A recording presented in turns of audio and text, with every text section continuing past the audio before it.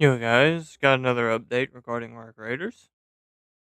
So these are the patch notes for Flashpoint, the new Flashpoint update.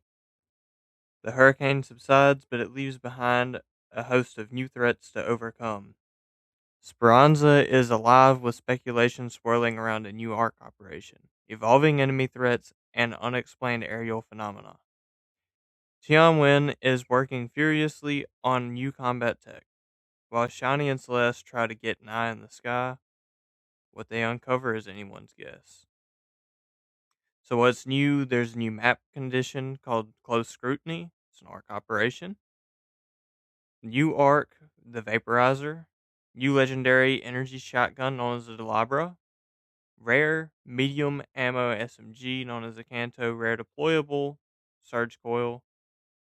A high gain antenna player project. Shredders are added to all maps. Scrappy feeding boost. A wasp hunter set. The brigade set.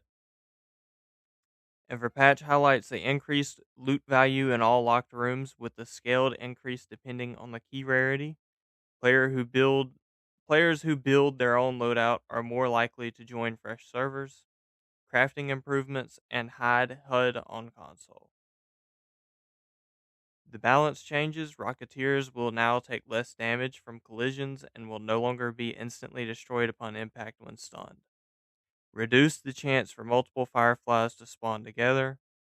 They decrease the time it takes for Arc to identify players that are very close in front of them.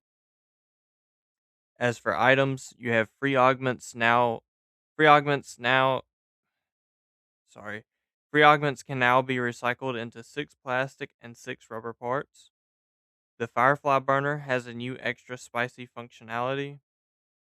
As for maps, the increased loot value. Well, I'm gonna go through the stuff that I haven't already covered for maps.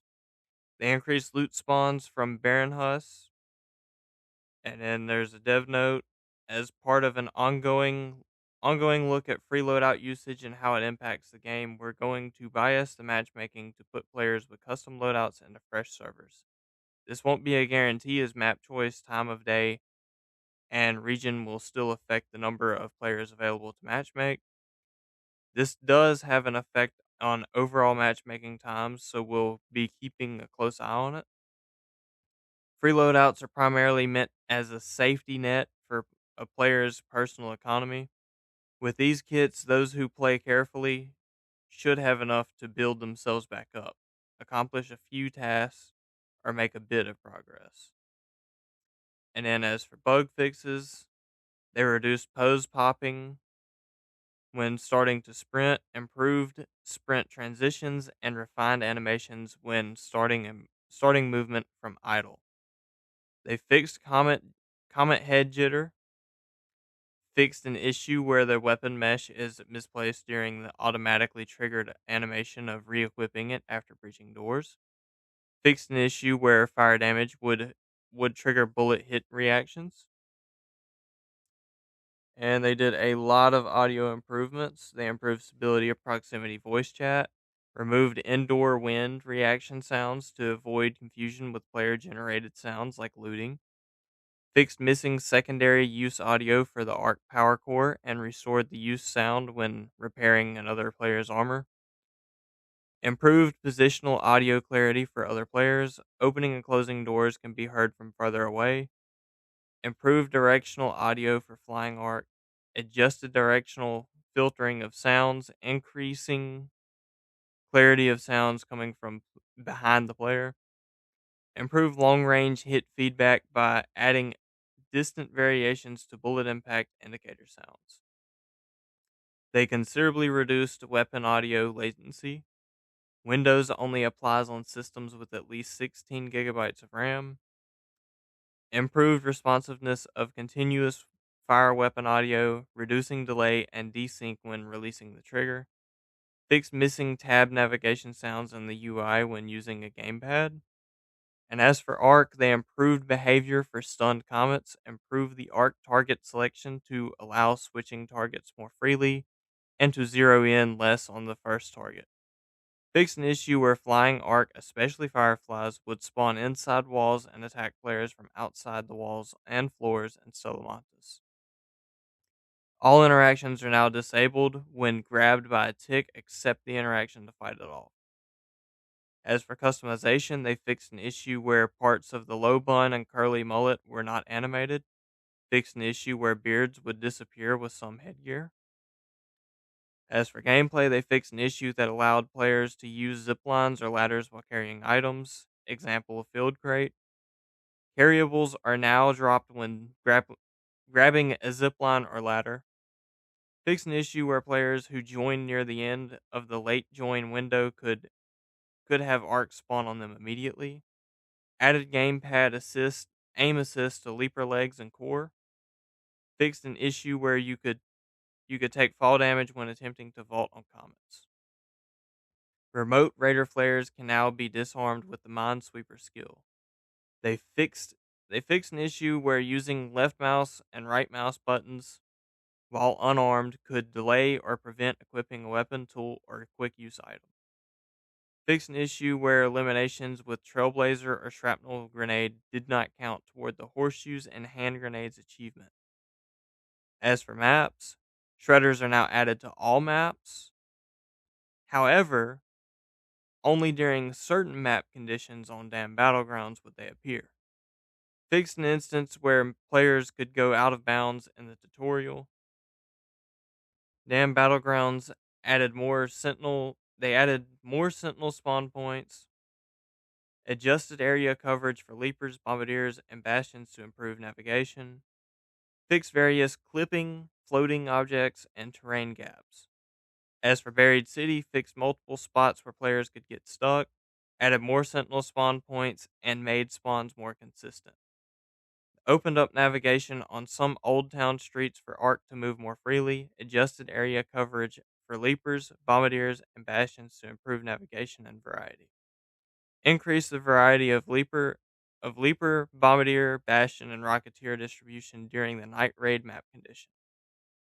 As for Blue Gate, they added more sentinel spawn points, adjusted area coverage for certain big enemies to improve navigation, reduced the number of comets during the hurricane map condition. As for Locked Gate, some side entrances now unlock with the main gate. Security codes now come from code printers instead of containers. Security codes expire upon extraction.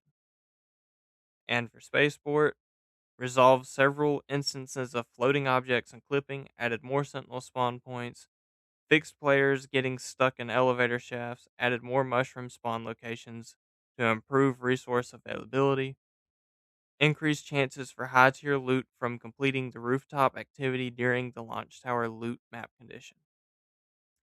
They added a delay for after the final antenna is activated before the bunker opens during hidden bunker map condition. As for Stella Montes, there was only one thing they fixed, which is a missing wall in the security lobby.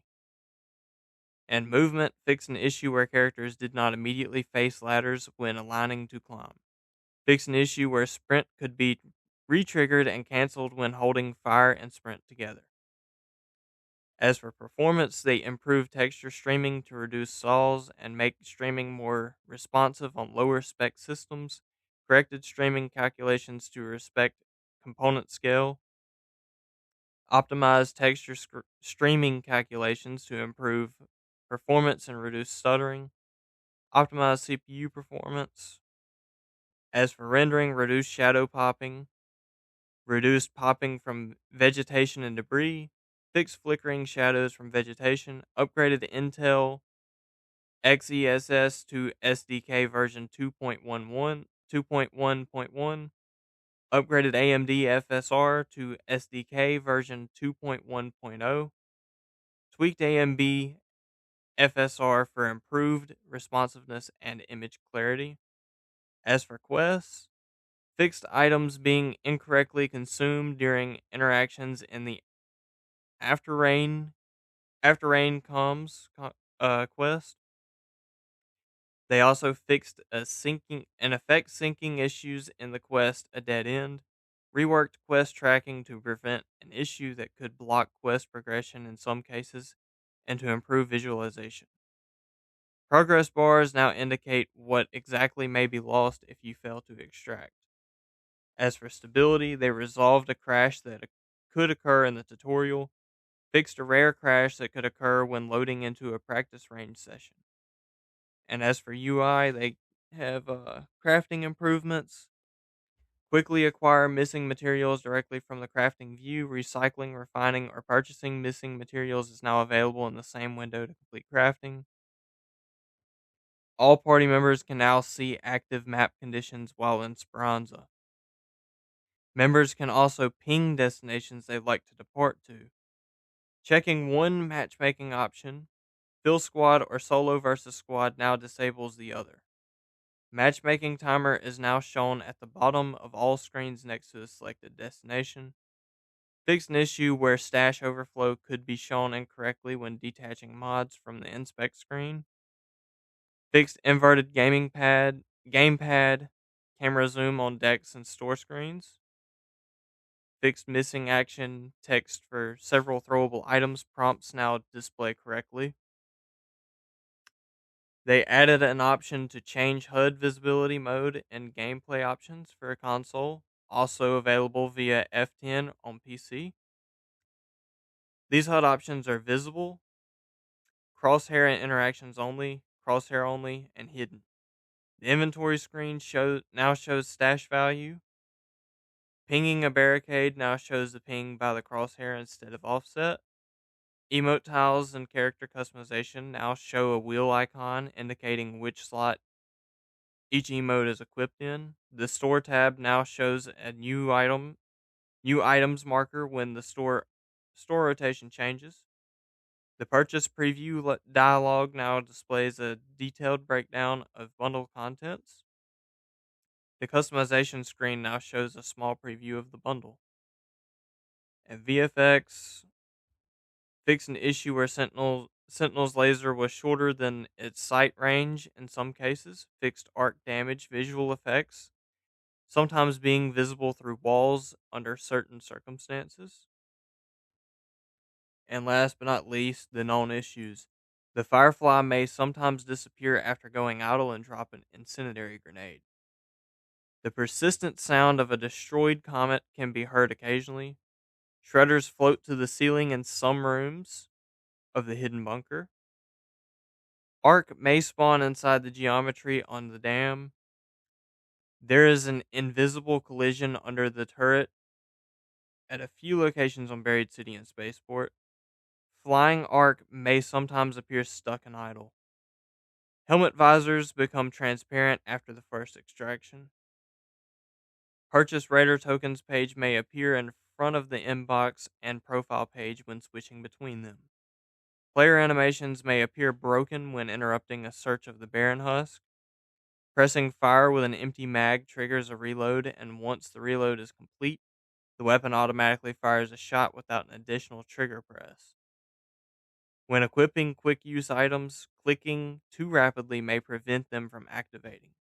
You need to release and press again for the input to register. The top stairs and Grandioso apartments are not visible even though the collision is there.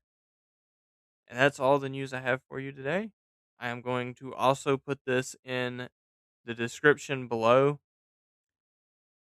since it is a long list of patch notes. And if you guys want to see more Arc Raiders content, please consider subscribing as there's more Arc Raiders content to come. And if you guys want to see more news updates regarding the Arc Raiders patch notes and future updates and all that, then please hit that like button as it lets me know you guys want to see more of more of those videos. Anyways, I'll see you guys in the next one. Peace.